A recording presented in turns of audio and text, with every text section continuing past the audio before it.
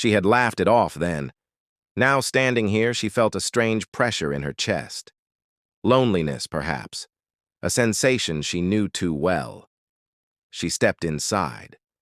The room was warm, almost too warm, as if someone had been waiting for her. The single bedside lamp flickered, casting long, trembling shadows against the floral wallpaper. A heart-shaped mirror hung opposite the bed, its glass slightly warped. Emma set her suitcase down and sighed. Another city, another nameless hotel, another night spent alone. She had lost count of the temporary homes she had occupied since Daniel left, since he decided he didn't love her anymore. She pushed away the thought and went to freshen up. The bathroom was small but cozy, with a clawfoot tub and a vintage sink. The faucet groaned as water gushed out, steam curling into the air. She caught a glimpse of herself in the mirror, tired eyes, lips pressed into a thin line. Tomorrow will be better, she told herself.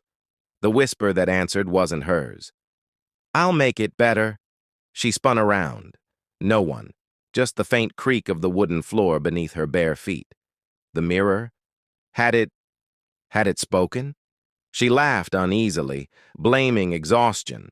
Still, she avoided looking into the warped glass as she turned off the tap and left the bathroom. The warmth in the room had intensified, thick like a lover's embrace. The bedspread was smooth, untouched, yet the scent of roses drifted from the pillows. Her heart pounded. Had housekeeping come in while she was in the bathroom? No, that was impossible. She shook off the unease and crawled into bed, exhaustion pressing her limbs into the mattress. Just as her eyelids fluttered shut, a soft pressure traced the curve of her shoulder, like fingers. Her breath hitched. She wasn't alone. A whisper, delicate as silk, brushed her ear. I've missed you. Emma bolted upright, her breath ragged. The room was empty. The only sound was the hum of the air conditioner. Her skin prickled. She grabbed her phone, fingers fumbling. No service. Typical. She should leave.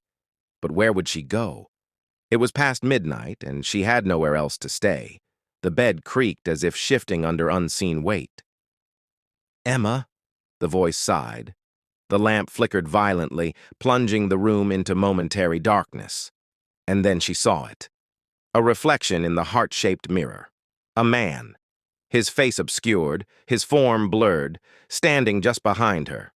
Emma turned, heart hammering. Nothing. Just empty air. The mirror, though. Oh, the mirror still held the image. Not just of the man, but of her. Of them together. The reflection of her body was slightly altered, leaning into him, head tilted as if whispering secrets only they knew. Emma staggered back, pulse roaring in her ears. Who are you? She whispered. The mirror quivered, the glass warping further like breath against frost. You loved me once, the voice murmured. Emma's blood ran cold. Number. That voice, deep, familiar, Daniel's voice. But that was impossible. No, she choked out. You don't remember? It's okay. I remember enough for both of us. The room trembled. The floral wallpaper pulsed like living skin. The bedspread writhed. The air grew thick with the scent of roses, overpowering, suffocating.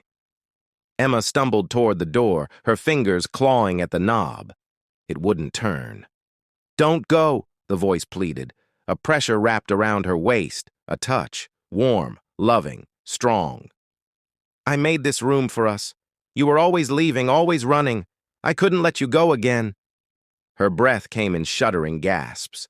The walls shivered, the ceiling bulging as if someone was pushing through. She slammed her fists against the door. Let me out!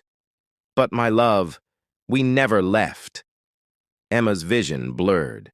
The mirror's reflection had changed again. It showed room 413, just as it was now. But in the bed, two figures entwined. A man and a woman.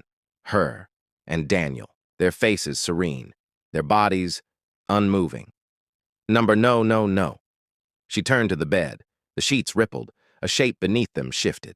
A hand, pale, cold, slid out from beneath the covers. Daniel. His eyes opened, dark, empty. "Come back to me, Emma."